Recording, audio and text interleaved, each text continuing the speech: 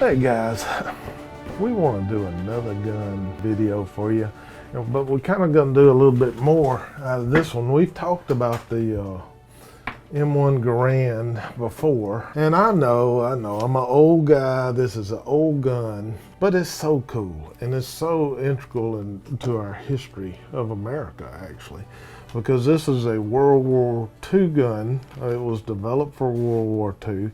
And I'm going to show you a few of the cool things about it that help bring our freedom that we have today. So it fires 8 shots fast as you pull the trigger.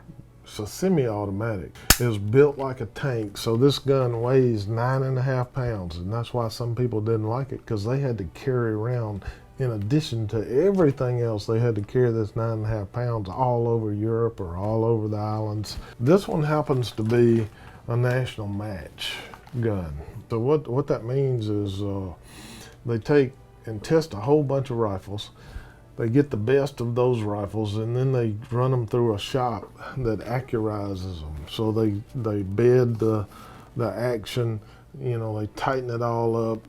One reason we're wanting to kind of do a little extra to this is because we're going to take this and we're going to shoot it. I'm going to shoot it, not at 1,000, because I can barely see 400, but we're going to shoot this live. These guys have been sitting in this clip, in this box that you saw, for almost 80 years.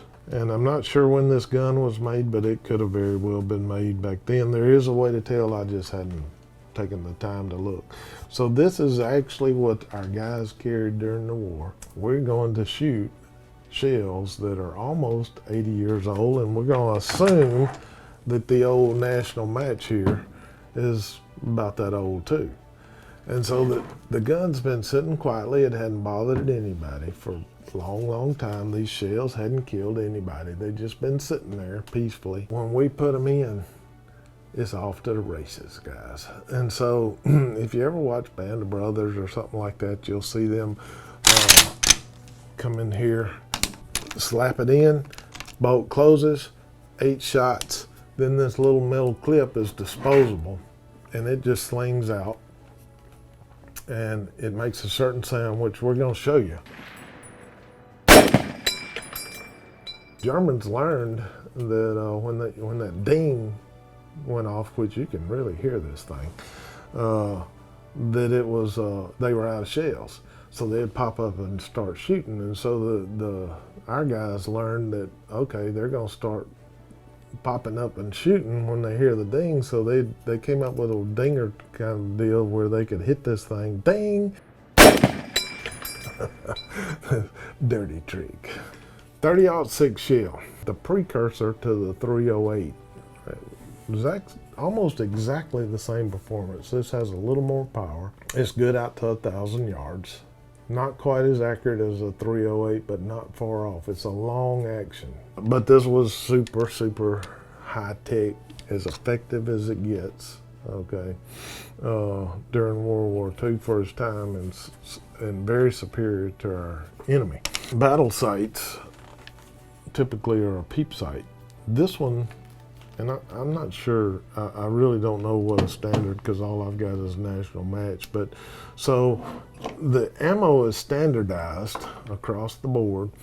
This is standardized for your elevation and your windage, and so it is marked out to, I think, 1,000 yards, all right?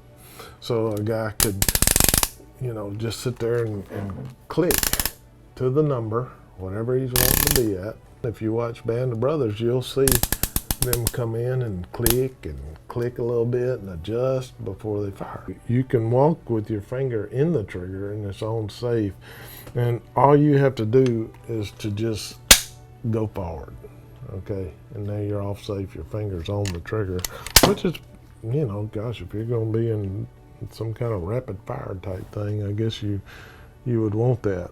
Super cool weapon, guys. Let's shoot this thing. We're gonna shoot at 400, and I don't claim to be an iron sight guy. I mean, I started out with iron sights, obviously. and did pretty good back when my eyesight was better. But we're going to, just had never really done it at 400, and so I'm going to dial this thing into 400 and let's see what we get. Let's go do something. All right, guys, we're sitting here at the office range, and what I've got here is original wartime ammo. Okay, so we'll look at this, but it's all made in 42 or 43, and which is unbelievable to me that here this has been sitting here for that long. I doubt this got shipped over, but it could have been shipped over to the theater and shipped back. This stuff is still kicking.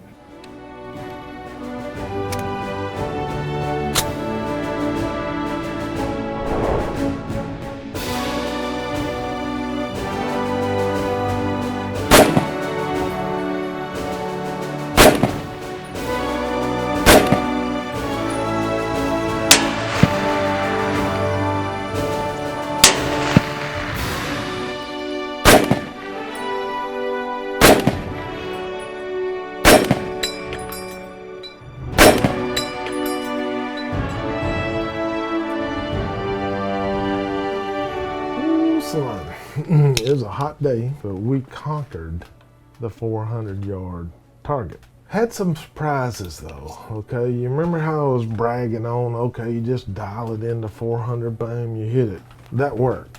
But here's what happened. So the first couple of shots was actually in the target, right? It was that far apart, which is like, are you kidding me? You know, 2 inches apart, same elevation, everything. But I have shells all the way from 42 to 75. So I've got 80-year-old shells, and then I've got 50-year-old shells. And somehow from clip to clip, that made a huge difference. And it became very obvious that you put one clip in, it's going to shoot one place. You put another clip in, it's going to shoot another place. And I know you guys out there are guys that can just wear out a 1,000-yard target with iron sights. You know, they're not these kind of iron sights, but they can wear it out. And I don't claim to be that, okay? So I was proud to be just getting on steel. I hope you've enjoyed this a little bit. Sometimes your addiction hangs around a long time, like the good old M1 Garand, and it gets tough. BaccOff can help you out if you want to kill that long time addiction. Check us out. BaccOff.com.